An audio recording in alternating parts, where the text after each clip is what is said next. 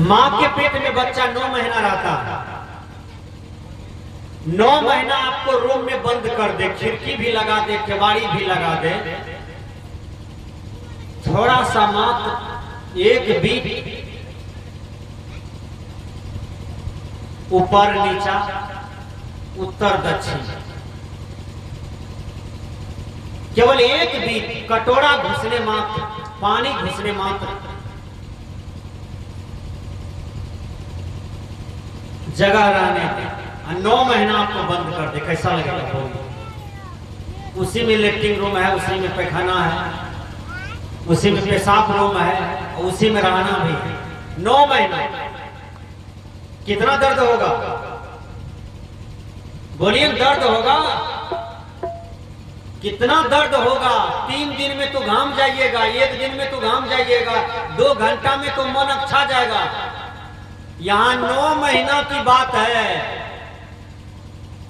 9 महीना की जेल भोग करके तब आप हनुमान नगर में जन्म लिए। वही तो माँ के पेट में 9 महीना रहे हैं। गिनती तो आपका वहीं से शुरू है, जिस दिन माँ के पेट में आप इतने ही बड़ा थे। विचार कीजिए, 1 अंगुली की बराबर भी नहीं थे आप, मात्र थोड़ा सा बड़ा थे, इतना ठो आप थे। उस दिन से आपकी गिनती शुरू है। माँ के पेट से ही आप घट रहे हैं, बढ़ नहीं रहे हैं, घट रहे हैं। घटते घटते एक दिन शमशान घाट में चले गए। कौन कहता है कि बच्चा बढ़ता है? बच्चा दिन दिन घट रहा है, दिन दिन बूढ़ा बूढ़ी होने जा रहा है, पल पल घट रहा है, पल पल मर रहा है। यक्ष ने पूछा था युधिष्ठिर से, ऐ युधिष्ठिर, सबसे बड़ा आश्चर्य क्या है?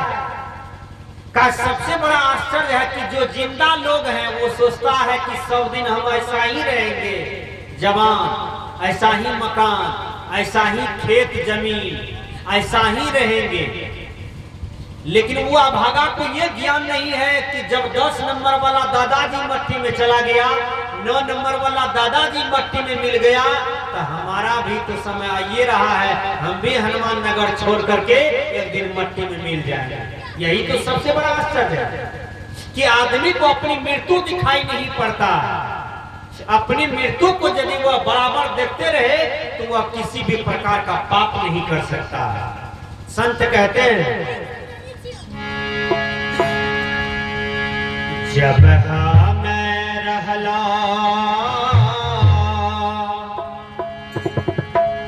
माता के गर्भ में, चहुदी से लागल केवार हो। कौन सी केवार लगा हुआ है माता की गर्भ में? ये हड्डी जो है बांस है, खर पतवार हार चाम है। जब मैं रहला माता के गर्भ में, चहुदी से लागल केवार हो। रोई रोई अरजी साहिब से कैलिए। जो रो रो करके अर्जी कर रहा है जी, अब दर्द हो रहा है कि 10 महीना इसी कुंड में रहना पड़ेगा, इसलिए रोता है जी, चिल्लाता है कि हमको इस जेल से बाहर कर दीजिए, हे भगवान, हे शक्तिमान, हे गुरुदेव, मुझे इस जेल से बाहर कीजिए। यहीं पर पैखाना है, यहीं पर मल मूत्र टट्टी पैखाना पेशाब का गंध हमको लग रहा है, हमको बाहर कीजिए, हमको इस जेल से बाहर कीजिए। रोई रोई आरजी साहिब से कइलो, करियो न साहिब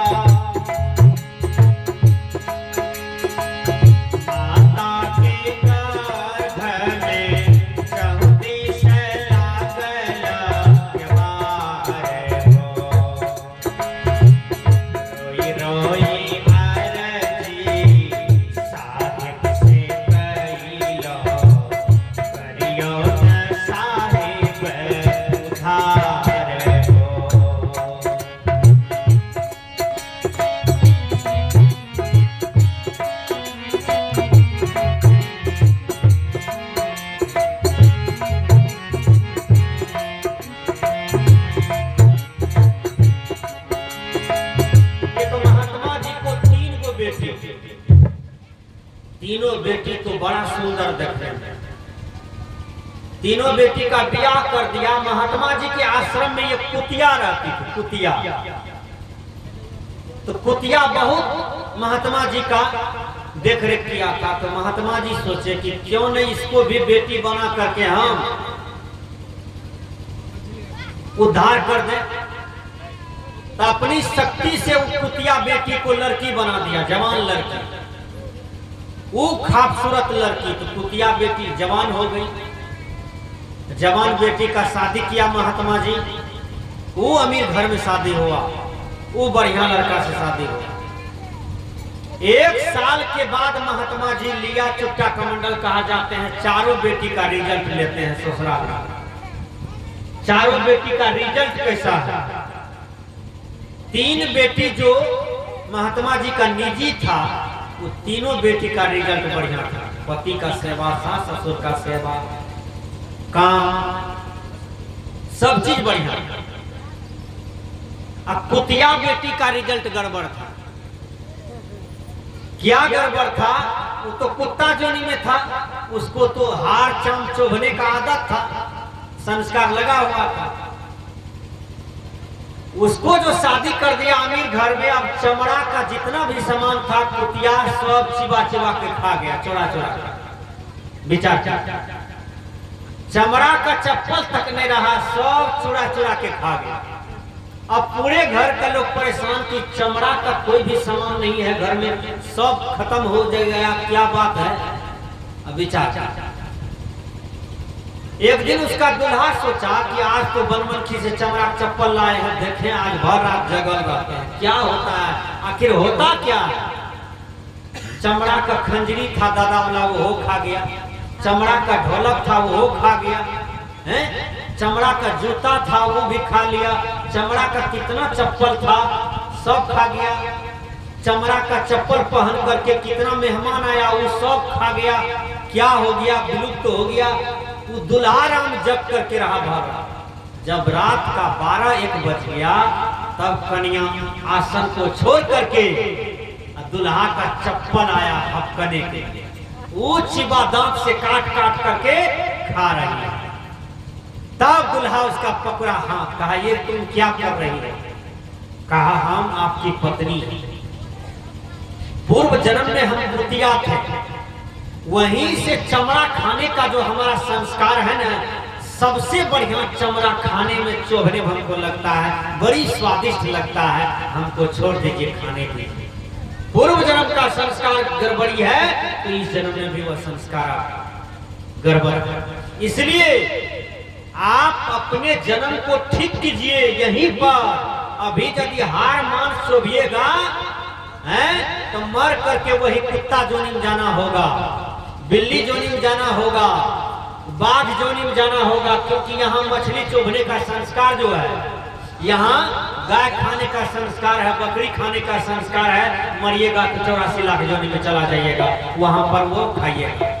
विचार कीजिए। संत कहते हैं कि इनसे मुक्ति पाने के लिए तुम्हें क्या करना होगा? बलपन हमें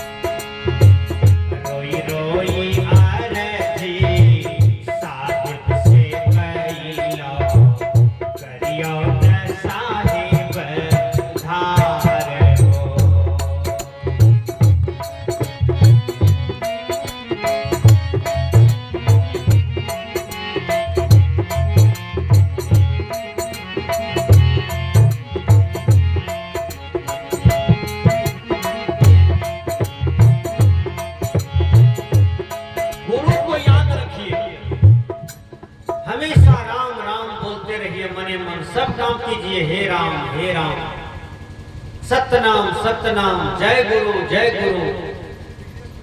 सदगुरु शरणम सदगुरु शरणम। कोई भी काम कीजिए लेकिन भगवान को याद करके, गुरु को याद कीजिए, वह आत्म पूर्ण ब्रह्म को याद करते रहिए और काम करते रहिए। कर से कर्म करहु विधीनाना, सुरता रखा जहां कृपा निधाना। हाथ से कर्तव्य करते रहिए लेकिन सुरता रखिए किस पर? तो अपना आत्मोद्धार, आत्म पूर्ण ब्रह्म पर। वह पूर्ण ब्रह्म कहाँ है? तो आपके अंदर में है, जिसको चेतन कहते हैं, आत्मा कहते हैं।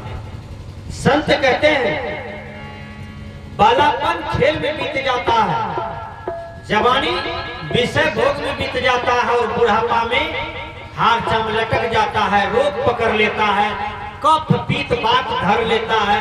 खो खो खो खो कितनो कफ सिरप पिए छे, खोखी नहीं जा रहा है, खोखते खोखते मर जाए हो बाबू। संत कल के बुढ़ापा में कफ पीत बात घेर लिया, अब प्राण टूटने वाला है। गुरुवर कबीर चेताते हैं, सतगुरु हमरो दया के सागर, गर्भ से पहले जिन्हें मारे हो।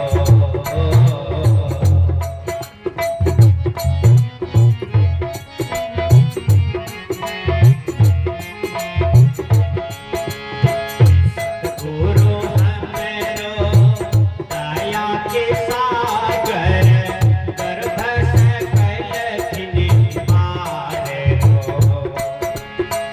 बाहर फैलिए सुख बिसर लिए, बाहर फैलिए सुख बिसर लिए, कहाँ करके पुकारे हो।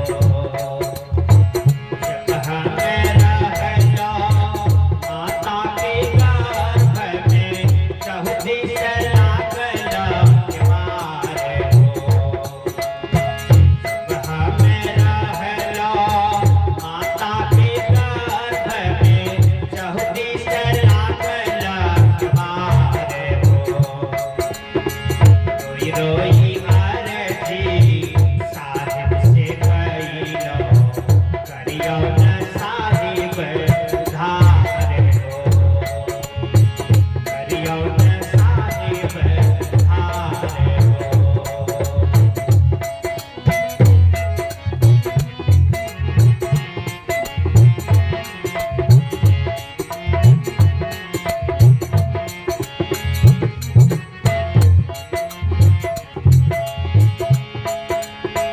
बाहर भेलिए शुद्ध बिसरे लिए, कहाँ कहाँ करके पुकार हो। जब गुरु की आपकी विनती सुन लिए गुरुदेव, आपको मां के पेट से बाहर कर दी, आप कहते हैं कहाँ कहाँ कहाँ। गुरुओं को ठग रहे हैं, भगवान को भी ठग रहे हैं। एक दिन भी सत्संग भजन धर्म कर्म पुण्य नहीं कर रहे हैं तो आपको ठगिए न रहे हैं। गुरुवर कबीर कहते हैं साहिबे का पीर